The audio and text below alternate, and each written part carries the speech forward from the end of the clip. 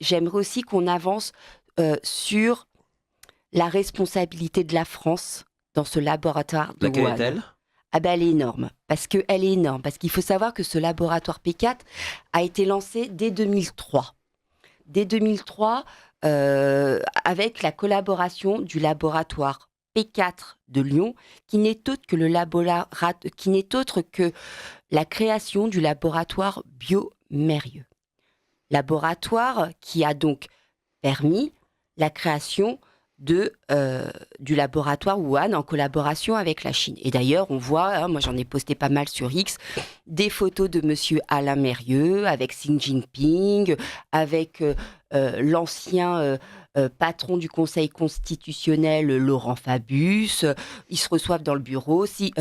Monsieur Biomérieux a même reçu, en même temps que Alain Mérieux a même reçu la médaille de glorification de la Chine en même temps que Monsieur Fauci. Enfin voilà, il y a tout un tas de faits concordants et donc le laboratoire de Wuhan a été créé grâce à la collaboration du laboratoire P4 de Lyon.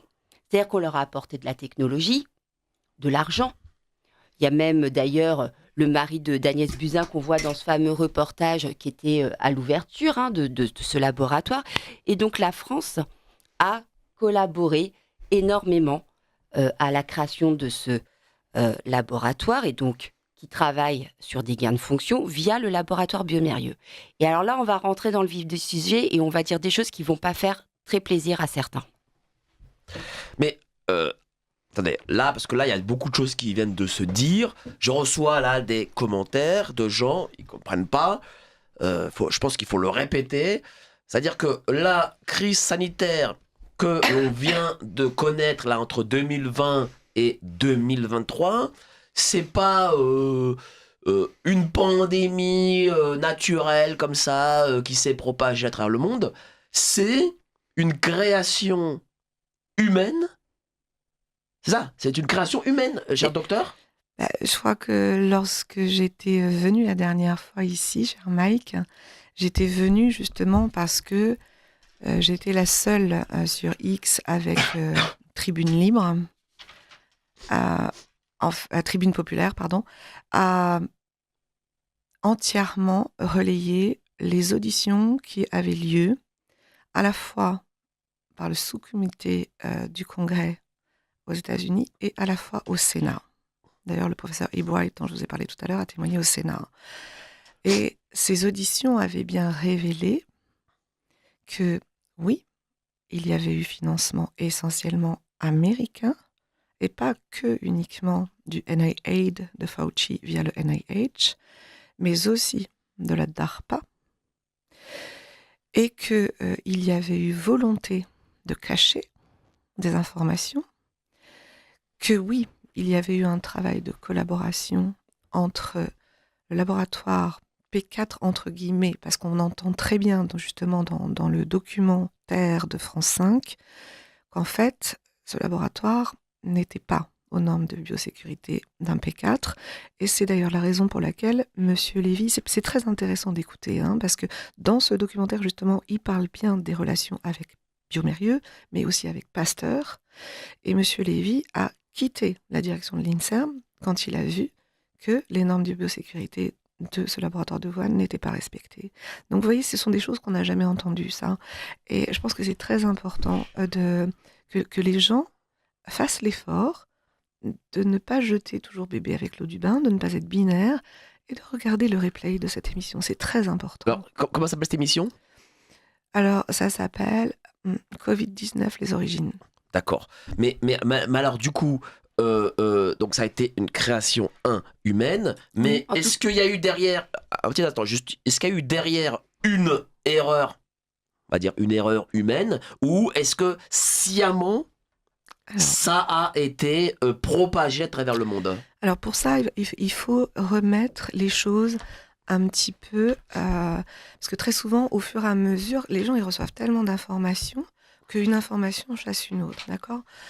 Il faut un petit peu remettre les choses dans la chronologie. Donc oui, maintenant quand même, on se dirige vers quelque chose qui commence à être reconnu par tous, bon, sauf certains, mais bon, ils prennent leurs responsabilités.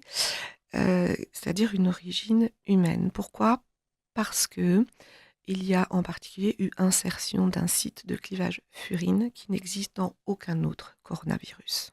D'accord? Parce qu'il y a aussi 3 inserts du VIH, les 3 inserts glycoprotéines, donc Le GP120. professeur Montagnier avait raison. Tout à fait. Alors, il avait raison, il n'a pas tout dit parce que je pense qu'il en savait beaucoup plus que ce qu'il n'a dit. Paix à son âme. Mais tout à fait. Donc, tout cela ne peut pas être arrivé comme ça de la nature. On ne va pas se mentir. Ça, c'est la première chose. La deuxième chose, quand vous regardez la chronologie, en fait, les premiers cas de Covid, en fait, c'était mars 2019 à Barcelone. Ok? On va dire crise sanitaire. Oui, pardon. Les premiers cas Pas de souci. de SARS-CoV-2, c'était à Barcelone, retrouvés dans les eaux usées de Barcelone en mars 2019. Puis il y a eu l'Italie en juillet 2019. Puis il y a eu les États-Unis en août 2019, en particulier dans quelques institutions pour personnes âgées proches du laboratoire de Fort Detrick, qui est un laboratoire biomilitaire qui se trouve pas très loin du laboratoire de Ralph Baric, donc laboratoire universitaire de l'Université de Caroline du Nord. Puis les Jeux militaires de Wuhan, octobre 2019. Donc vous comprenez bien que bien malin est celui qui va pouvoir dire d'où exactement s'est échappé, que ce soit de façon volontaire ou accidentelle, ce fameux SARS-CoV-2, d'accord?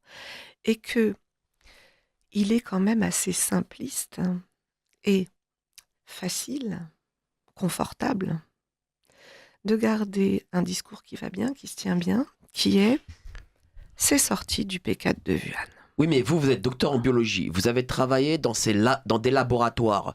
Est-ce qu'il est possible que, je sais pas, ça s'échappe comme ça qu'une fiole s'échappe ou quelque Alors, chose? c'est pas forcément une fiole. À partir du moment où vous êtes dans un laboratoire de niveau de biosécurité insuffisant, Oui.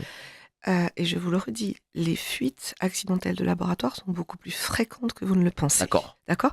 Eh bien, ça peut tout simplement être fait de façon humaine. C'est-à-dire que parce que vous n'êtes pas sur un poste de sécurité microbiologique suffisamment sécurisé, parce que vous n'êtes pas équipé en équipement de sécurité suffisamment fiable, vous pouvez très bien, en fait, choper le SARS-CoV-2, faire un rhume ou une grippe et pas vous dire 30 secondes que vous avez chopé la bestiole sur laquelle vous travaillez, pas du tout.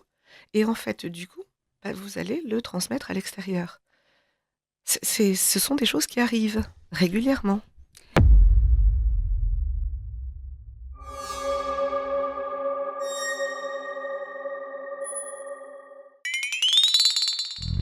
Yeah.